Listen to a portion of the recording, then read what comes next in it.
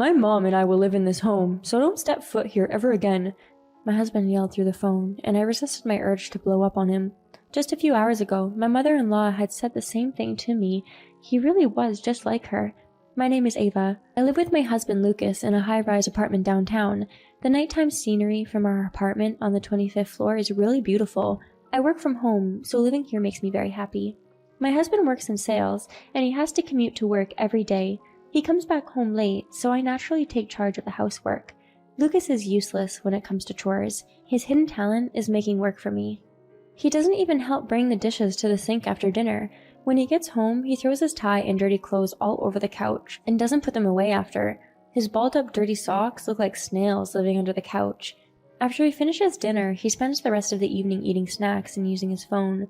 Every time he lazes around and eats snacks on the sofa, his crumbs get everywhere, so by now the sofa is a mess. On the weekends, he spends all his time in front of the TV playing video games. He used to live on his own before we got married, but seeing how he acts now, I doubt he lived a normal life. If I point out what he's doing, he'll begrudgingly pick up his things. The next day, he'll completely forget what I said and do the same thing all over again. I gave up on fixing his bad habits and just stopped pointing them out. More dangerous than him was my mother-in-law. When Lucas and I went to my parents to announce that we planned on getting married, my parents very emotionally told him to please take care of me from now on. But when I went to his mother's house, she stood at the front door, glared at me, and said, "You don't suit my son. You should be grateful I'm letting you marry him." It was as if she wanted to fight me. She didn't let me into her house. That moment has been floating above my head like a dark cloud since then, but I thought that things would work out if we got married. And that's how things got to be as they are now. One Sunday, around a month after our wedding, some of my friends came over to visit.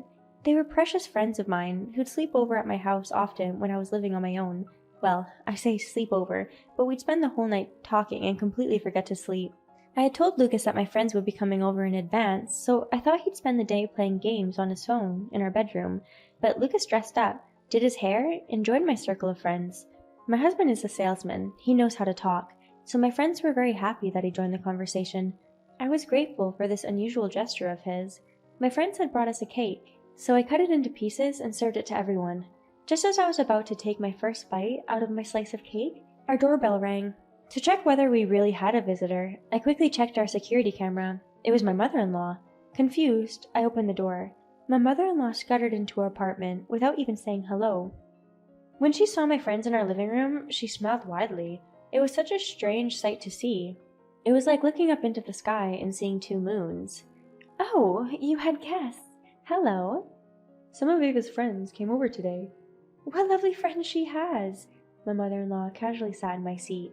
"Oh, serving such a cheap cake like this. How embarrassing. Ava, go to a nice bakery and buy us a new cake, and get something to give to your friends to take home with them." My best friend Kate's face went stiff. She was the one who had brought the cake. Internally apologizing to Kate, I went to my room to pick up my wallet. "Don't worry, we just came because we wanted to catch up with Ava." Kate shrugged off my mother-in-law's suggestion with a smile. Her eyes weren't smiling though. But my mother-in-law didn't read the room, so she continued. "I'm really sorry. Ava is always such a useless wife. That reminds me, last time—" She went off on a rant about me. Lucas nodded along and agreed with everything she said. He didn't defend me at all. The air in the room felt so heavy at some point that I couldn't take it anymore. When the rant had gone on for an hour, Kate had reached her limit. "We should head out now. Thank you for letting us come over." "Please come again. I will make sure Ava prepares for you better next time." My mother-in-law's rant didn't seem like it was going to end anytime soon, so my friends began preparing to leave. I walked my friends out to the entrance of my building. "I'm so sorry. I didn't think she'd come." I apologized to my friends as we rode the elevator to the ground floor. "You're not at fault. Yeah, the root of all of this is that old lady. We kept trying to stop her, but she just couldn't get a hint. She tries to make herself look good, but her horrible personality kept showing." My friends criticized Lucas's mother the whole way down. The only person who didn't speak was Kate. I thought she probably didn't feel like talking now, so I decided I'd call her again later to apologize. I didn't know when my mother-in-law would show up at our apartment again, so my friends and I promised each other that next time we'd meet somewhere out. Lucas's mother is like a landmine. You never know when you'll step on one, and once you do, it's too late. As I rode the elevator back up to our apartment, I prayed that she'd leave soon. But not only did my wish not come true that night, things just got worse. She used to come over only once a month, but she began visiting us once a week. She even began sleeping over on the weekends. At first, I listened to what she said, but at some point, her insistent complaints became too much. My mother-in-law would sit around all day and only prepare dinner. I would avoid her by saying I have to work and staying in my home office as much as possible. Ultimately, she decided I was a useless wife. She began visiting even more frequently, to the point she would come once every 3 days. As I would be in my office working, she would knock and open the door, ready to argue with me. Whether it would be that I need to teach her how to use the TV remote, or that she didn't know where the tea was in the kitchen, she always had a reason to complain and argue with me. She would do that even when I was in the middle of work meetings. My bosses got angry at me many times. "Can you please tell your mom not to come into my room while I'm working? I can't get my work done." I tried asking Lucas for help one night after dinner. "Well, Mom is probably lonely. Keep her company." "Do you think I have time to keep her company while I'm working?" "You can at least spare her a minute, right? You're her daughter-in-law after all." Lucas would speak to me in an annoyed tone without tearing his eyes off his cell phone screen. I learned that asking him for help would get me nowhere. Then, the worst thing possible happened. "My mom will be living with us starting tomorrow." No discussion, no asking. He had decided. I had held back on so much until now, but I finally couldn't take it anymore. "I told you that I've been having trouble with her. I've told you so many times. So how could you make the decision without asking me?" Surprised by my sudden yelling, Lucas stood up from the sofa and walked towards me. "Mom lives on her own, you know. Don't you feel bad for her?" "In that case, tell her what I keep asking you to." "You should just deal with it." There aren't many people who have felt as angry as I did in that moment. I slammed the living room door and then moved the TV, the Blu-ray player, and a blanket from our bedroom into my office. Is there any way to avoid seeing my mother-in-law as much as possible? I laid on the small sofa bed in my office and wondered, but nothing would come to mind. In the end, Lucas prepared a room for her. When my mother-in-law and the movers came with their things, I said I wasn't feeling well and I didn't leave my office. They badmouthed me the entire time they were unpacking Lucas's mother's luggage. I was frustrated and angry. I didn't even have the energy to complain to my friends. I just stayed in my bed all day. The next day, knowing I couldn't hide from Lucas's mother forever, I went out to prepare breakfast. I made toast, bacon and eggs, and cut up some fruit. It was a no-nonsense breakfast. I went over to wake up Lucas as usual. Him and I have separate beds, so we can sleep better, but my mother-in-law was sleeping in my bed. Is this for real? Trying to suppress the anger already building up inside me, I woke the two of them up. "Good morning. I'm sorry that I was feeling unwell yesterday and wasn't able to help you." "Yeah, really. You can't even take care of your own health. How immature can you be?" "Breathe, Ava. Just breathe." I walked to the dining room with a tight smile on my face. My mother-in-law followed behind and let out a deep sigh when she saw the breakfast. "This is too simple, and you can't even clean?" I stayed quiet and looked at Lucas for help, but he made a face as if he didn't know what was going on and began eating breakfast. I did all I could to force my face into a smile. "I'll clean the house first thing tomorrow." "Start from the toilet." My smile froze. I felt like my head was going to explode from anger. After cleaning up the dishes and sending off my husband to work, I went into my home office and threw a pillow at the wall. I need to resolve this realistically, little by little. First, I need to make sure she doesn't enter my office. To prepare, I call a locksmith. They luckily said they could come over within an hour. My mother-in-law criticized me a lot after the locksmith finished installing a lock on my door, but I just smiled and told her my bosses had asked me to do that. I decided I would do my very best to make our cohabitation successful, but it wasn't easy. She continued to insult the way I did chores, all the while not helping out at all. Lucas didn't just agree with her, he'd completely get carried away.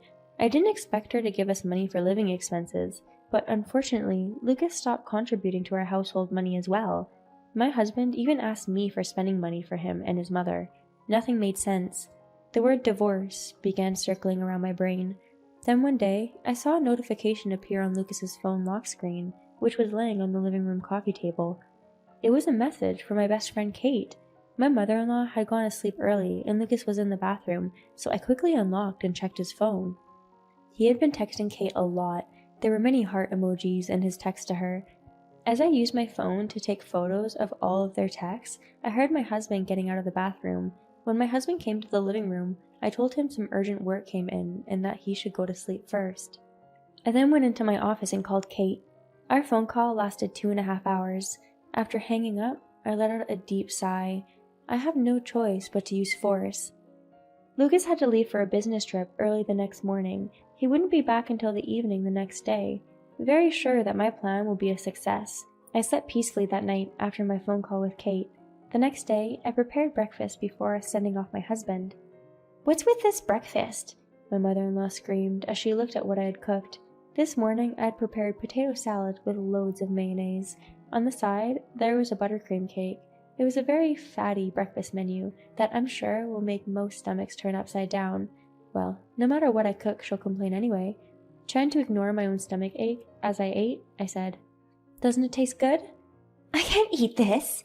"Do what you want." I didn't need to look at her. I knew what kind of face she was making.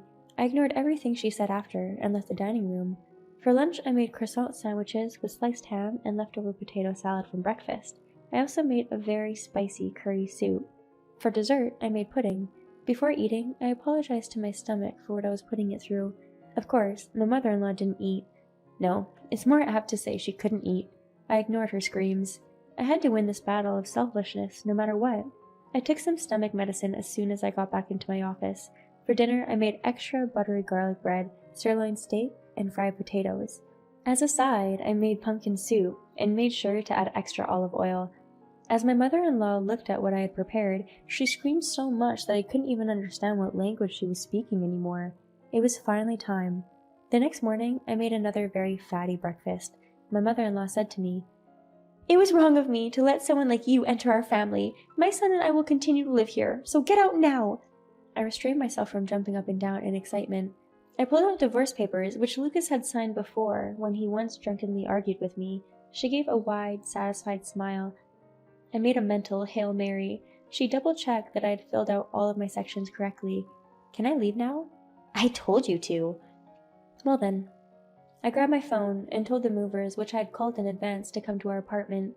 They quickly arrived and began gathering my belongings in their moving truck. My mother-in-law was stunned, but she didn't make a fuss. Everything was over within an hour. I grabbed my cell phone and purse and left that apartment behind. By the time I filed my divorce documents at City Hall and made it to my apartment, the movers had already finished dropping off everything inside. I thanked them as they left and quickly got to announcing my divorce to my friends. It was Saturday, so my friends came over to my new apartment. "Congrats to your victory! Cheers!" We poured each other glasses of wine and ordered delivery for dinner. Now that I was able to go back to the life I had before getting married, I was so grateful that I had decided to get divorced. Just as I was starting to feel a nice buzz from the wine, my phone rang. It was my ex-husband. He was most likely shocked when he got back home and saw all my things gone from the apartment. I showed my phone screen to my friends. Doing my very best to hold back my laughter, I answered the call. "What?" "What is going on? All our stuff is gone." He prioritized the furniture over everything else. I light-heartedly said, "I just took everything I had bought us. You're the one who was using all my things." "You!" "I can't live with you and your mother, so I left." After an uncomfortable moment of silence, he began cursing at me. Even though I hadn't put the phone on speaker, Lucas was yelling so loudly that my friends could clearly hear what he was saying. I kept my phone at a distance from my head to protect my eardrums. After some time, he went quiet. He seemed to have run out of breath. "I'm hanging up now." It was time for me to move to the next stage of my plan, so I began hanging up. "You! It was a mistake marrying you. My mom and I will live in this home, so don't step foot here ever again." My husband yelled through the phone and hung up. Just a few hours ago, my mother-in-law had said the same thing to me. They really are related. He probably didn't realize we were officially divorced yet. As I hung up the phone, my friends excitedly awaited the next step of my plan. Less than 1 minute later, Kate received a call from Lucas. The entire room burst out into laughter. Actually, my ex-husband was trying to have an affair with my best friend. He would flirt with her and buy her expensive presents. She was getting very annoyed of him. I found this all out when I called her the other day, and that was the last straw that had really pushed me to get a divorce. Kate was someone way more important to me than my ex-husband ever was. "You're all laughing, but this is bad. Lucas doesn't know anything, so he said he reserved a hotel for the two of us yesterday and was waiting for me." Kate refused the call. Getting annoyed after Lucas tried to call her over 10 times, Kate eventually turned off her phone. Until I spoke to you, I thought he was actually going on a business trip. I'm really sorry about all this. He had invited Kate on the perfect day, but Kate was really annoyed with him, so I couldn't tell her that. Well, as exchange for the troubles, at least he got you many gifts. They make me feel so gross. I don't want any of them. Kate decided to take the pile of gifts she had received from Lucas to a pawn shop. After spending time joking around and guessing how much Kate would receive from the pawn shop, we went to sleep. The next day, we all carried Kate's gift from Lucas to the pawn shop and excitedly awaited to see whose prediction would be correct. These are all unopened and unused, so I'm sure they'll sell well. How much can you give us for them? The pawn shop staff calculated that they could give us $23,000. We burst into laughter and surprised screams. It was more than any of us had imagined. We decided to use it to go on a luxurious girls' trip. My stress was finally gone, and I was just settling into my single life when I got a call from my ex-husband. I knew he was going to call me eventually. I calmly picked up. What is it? What's with the rent for this place? Lucas was obviously very upset. Actually, the apartment building we had been living in belonged to my uncle, so he gave us a big discount on rent. We had used my bank account to pay for rent and all other living expenses, so Lucas and his mother didn't know how much living in the apartment really cost. Well, it's such a fancy apartment building. $3,750 in rent is only natural. No, this apartment, didn't you buy it? There's no way I could afford to buy it with my salary. Have some common sense. He continued to make excuses.